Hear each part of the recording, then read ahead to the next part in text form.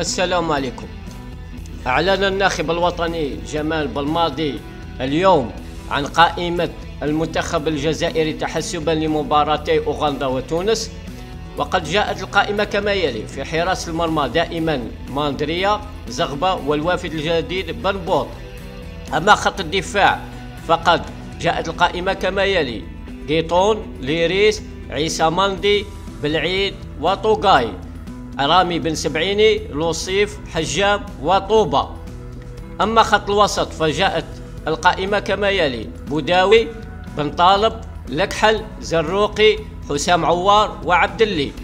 أما الهجوم فقد جاءت القائمة كما يلي: دائما المتألق رياض محرز، بوعناني، سعيد بن رحمة، الشايبي، عمورة، سليماني، بغداد بنجاح، واللاعب المحلي الجديد محيوس.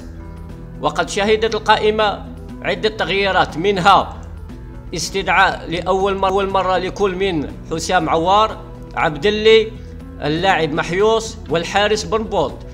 وشهدت القائمة كذلك استبعاد كل من يوسف بلايلي لدواعي انضباطية، وآيت نوري، وعودة فيكتور لكحل ولوصيف.